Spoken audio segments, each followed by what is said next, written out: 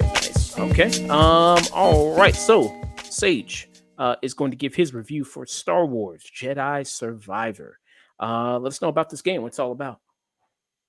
Also, I want to talk about this game in kind of two separate kind of ways. So I want to talk about just kind of what the game is, when it's functioning properly, and then I'll do a separate thing about the technical issues that this has had because it's been a little bit of a mess on that front. But just the game as it is, right? We're picking up. I think it's 5 years after the end of the last game. This is very much a Souls light experience. It's certainly not as difficult as any of the actual From Software games, but it does play with some of the same mechanics. You got your parries, you got weapon stances, you got levels where you're constantly opening up pathways that backtrack, and it's got that kind of maze-like level design. Every time you rest to refill your health, enemies respawn. So from a gameplay perspective, I think this is actually, especially if you're like, say, you think that any of the actual Souls games are like too difficult for you. I think this is a great recommendation for someone that maybe want to get into that style of game, but you're just like, they're just so hard. I need something easier first. From a gameplay perspective, I think this does a lot of really cool things to improve on the first one. You get like another like 4 or 5 additional weapon stances, which is interesting because it kind of feels like they're replicating different gameplay modes from the Souls franchise. So like there's one in particular that I stuck with like kind of my whole playthrough once I got it, but where you got your lightsaber and you got a pistol, and you're bouncing back and forth, and it almost felt like this is your Bloodborne stance. And then you had a almost kind of a very fast paced, almost more heavy into the parrying like Sekiro kind of stance. I think one thing that this game does that I do think is not quite as good as the first one. There's just you don't go to as many places. You've got one big hub world that I'd say the majority of the game takes place on, and you go and visit a few other places. And it's not that it's only limited to one location, but I feel like we went to like 5, 6 different planets in the last game. So that was just a little bit of a letdown. In terms of the actual story here, we are dipping into, now, I'll preface this too. I'm not the biggest Star Wars fan in the world. I like some, but it's so forgive me if I'm getting stuff wrong here at all. But I believe this game is the first outside of like novels depiction of any of the High Republic material, which is supposed to be, like a time period that's like a several hundred years, like before the prequels, back when like the Jedi Order was like not super corrupt and like they were actually doing a good job still. And so you get on the main kind of planet that you're on. There's all these ruins that you go to, all these old ancient temples, and there's even like one of the main characters in the game is a droid that's been like waiting down there, and you reactivate it. And so you do get a really interesting visual style that I feel like I haven't seen in Star Wars before. That's supposed to be this High Republic time period, and so that was kind of cool. Like I do feel like there is some interesting new material here. I mean, if you ever hear me talk about Star Wars, it's always one of my big complaints is stop showing me the same things. Let me go somewhere new. I want to see something new. So this game actually does service that a little bit. In terms of the like actual characters and narrative, I don't know if I felt like it was the most effective story. We get introduced to one big villain, and the whole time he was on screen, I kind of felt like I was just watching some of Hayden Christensen scenes in Revenge of the Sith again. Like I just was like, man, this guy's just whining. Like every time I see him, he feels very whiny. Like I don't know. There's some cool developments with Cal as a character and Seer, and kind of the idea that he became so obsessed with fighting after the end of the last game, that it kind of broke up the band, so to speak, and everybody went their separate ways, and you're kind of coming together for the first time since the first game ended. But I feel like it's a victim of its own ambition in a way, because I think without having a little more time spent on those characters, because the story mode in either of these games is not super long. I don't know if I felt like that much of an emotional tether to this, like, oh, they haven't seen each other in years. Like, I don't know, I played that game like 2 years ago, and like, I don't know if their relationships ever felt so deep that I was heartbroken that they weren't feeling like a family unit anymore. So I don't know if it's the most effective narrative, but I do think the gameplay is very fun, even if the villains and some of the motivating plot factors I feel like fall flat just a little bit. Um, and then all that's to then say, tech from a technical perspective, this game was a mess when it launched. I mean, we just in the last week got a patch for the PS5 version. This game came out in March, mid-March, I think, and we just got a April patch that 28th. Yeah. stabilized April 28th.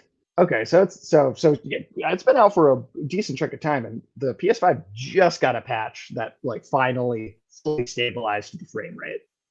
That's a long time for a game to be out, for people to try it, get turned off from the way it performs, and not come back to it because they had a bad first experience. So and especially if you are playing the PC version, I mean, it was basically unplayable. I think it's mostly stabilized now, but this is definitely one of many, especially if you're looking at PC releases this year, that has just, I mean, just clearly suffering from big AAA industry corporate greed, pushing stuff out before it's ready, demanding timetables on some of these development teams where it's not. I don't think it's clearly not their fault. They probably know that the thing's not ready to put out yet. But and EA is, and I'm sure most people hear that and say, well, typical of EA as a publisher for sure.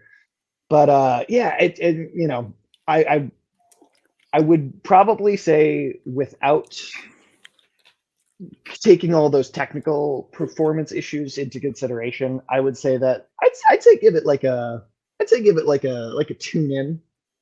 Tune in. But Okay. if we're talking about the launch version when it came out, I would honestly give that a skip it based on just how bad the technical issues with this game were alone. I was able to play through it. I had mostly just had like visual glitches, and some frame rate drops. So I was able to make it through. It wasn't like game breaking bugs, but I have seen just so many other people back when it first came out that the game just, it barely worked, and you had to fight the game to make it play at all, more than you were fighting the enemies. But yeah, so by the current standard, where it's been brought up to with updates and patches and stuff, um, it is in a much better place now. It's almost a good thing that we didn't review it sooner, I think, just because now you can actually, I think, fully recommend it to people in a way that up until kind of the last week, I don't know if I would have. Mm, okay. Let me see. I'm going to try to see if I can look up some glitches here real quick. You mentioned that, so it's pretty much a lot of new material that you see here in the game. And the first game came out in 2019. Yeah. And I heard good reviews about the first game. Heard good reviews about, besides for the glitches, heard pretty good things about this one. How would you compare Survivor to Fallen Order? Well, yeah, drawing between the two, I do think I think overall I prefer the first one. There's a more variety in environments. This one does have more variety in gameplay in terms of upgrades and weapon stances and kind of how you interact with the world. And so there's a lot more platforming in this one, which was kind of a surprise. I did really enjoy that aspect of it. Um, but yeah, the first one, you just went to more worlds. There was a bit more. I felt like there were more stakes. I think the villains were certainly more interesting in the first game, much more threatening presence.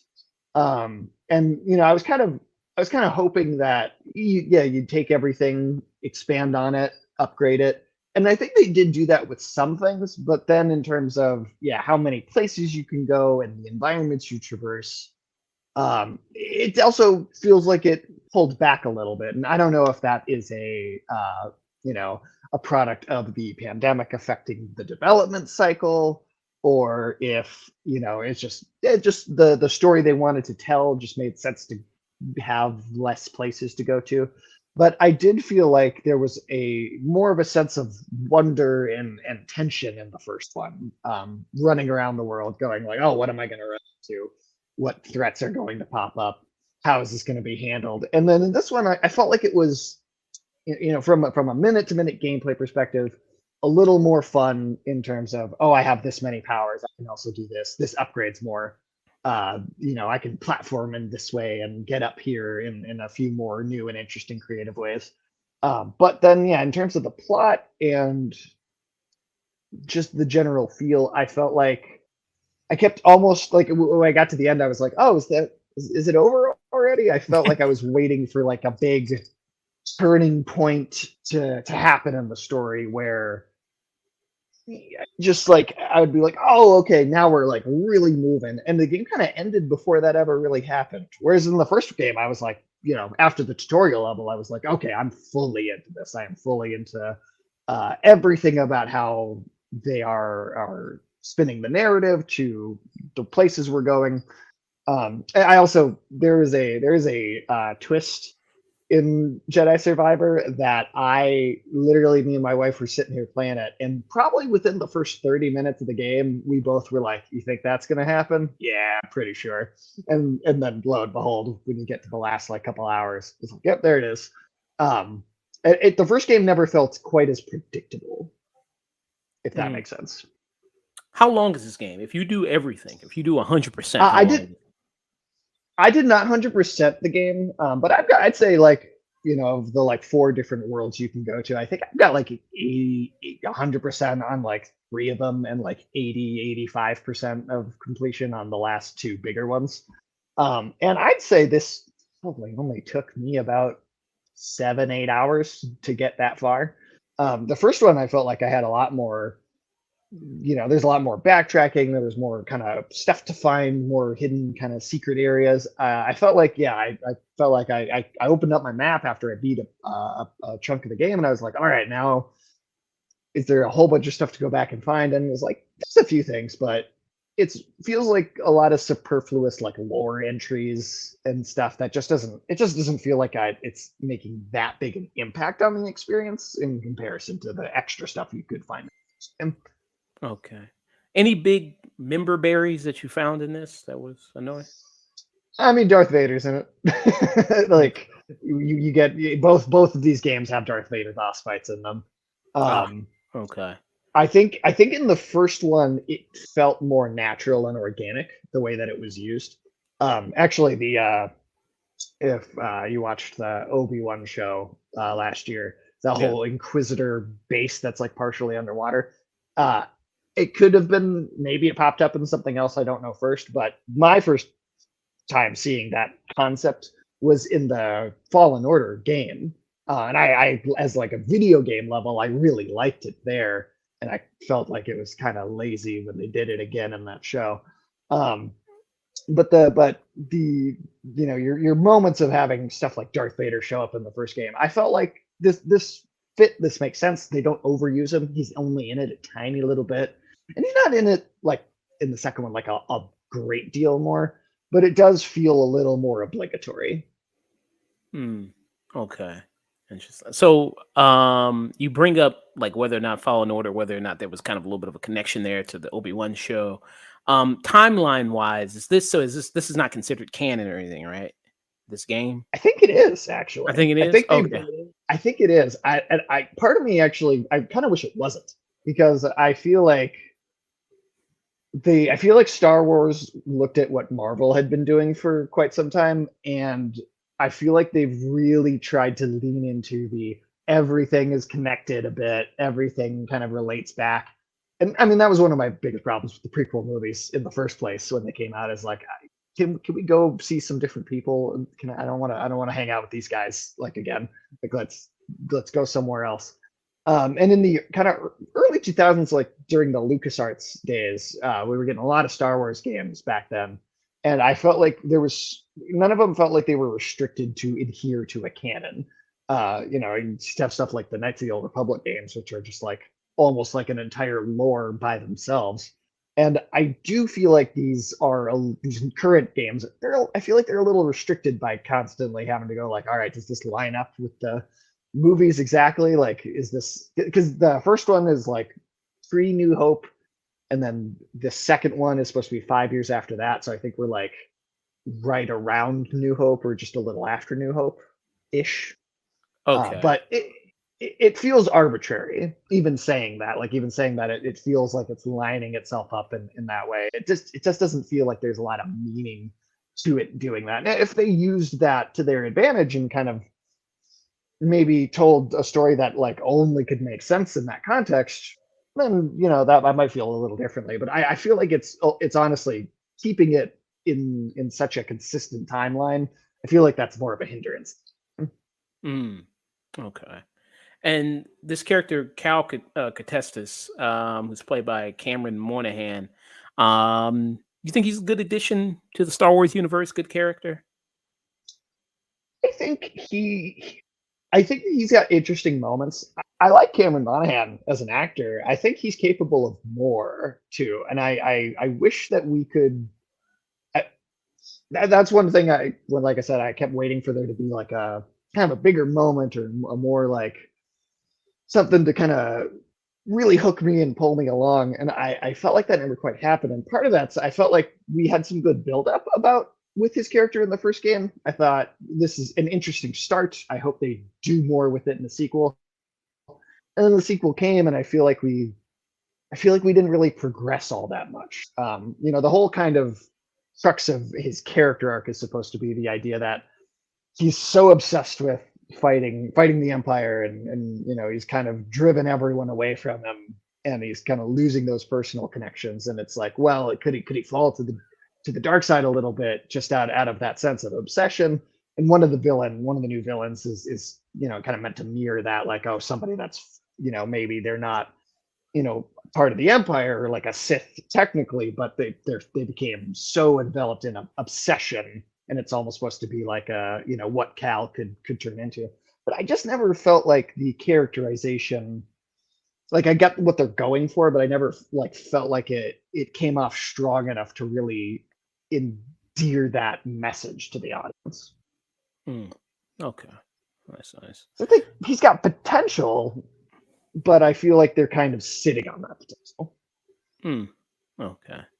And I talked with you about this before about probably as a heavy potential. His character's going to come into live action and probably be evolved in some of the I stuff. think at some point, I think I think they cast him in the first place specifically so that they had a very easy like, oh well, he's an actor anyway. Let's put him in Right. something, because I Yeah. do think that was probably a calculated.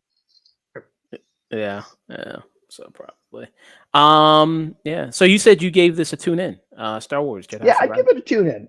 As it exists right now, the version that I played on the PS5, I'd give it a kind of just a normal tune in. Um, if we rewind back to launch, I would have given it a skip it, because these video games are $70 when they come out now, and I Yeah. think the technical problems that this had unacceptable for that amount of money. How They much is have it now? work. I think it's still full price unless you see like a specific sale for it, but I think it's still at like a full price currently. But now that it's had a lot of those issues fixed, I do think it's a tune in. I do think it's worth checking out. If you're a big Star Wars fan, if you're not a big Star Wars fan, I think it's still fun. But it might, it certainly isn't going to do as much for you. The Star Wars fans are crazy. They'll go after anything, right? Yeah. I see GameStop has got it for 40, and then Amazon's got it for Oh, 25 for the PS5. oh wow, okay. Well, I was wrong. And then that Best that's Buy's a got that's a totally reasonable price. That's a super reasonable price. 25. Amazon. Yeah, I think that's totally worth picking up at 25. Yeah. That's pretty good. Yeah. I think that's pretty good price at 25. Yeah. And like you said, yeah, these games, $70 at launch, man. That's a lot, man. It's a lot to ask. Your game better be good. It better be Yeah. finished. Like Yeah. your game should be done. Yeah, you still, I mean, you got it out the oven and you still got to put it back in there 5 more minutes, you know. You try to Right, ask, right. you know, Shouldn't be like checking a pizza. yeah, you trying to add some spices to a thing that's gonna make it good. Nah, man, you got to put this shit back in the oven again. Yeah. Yeah. So tune in for Star Wars Jedi Survivor.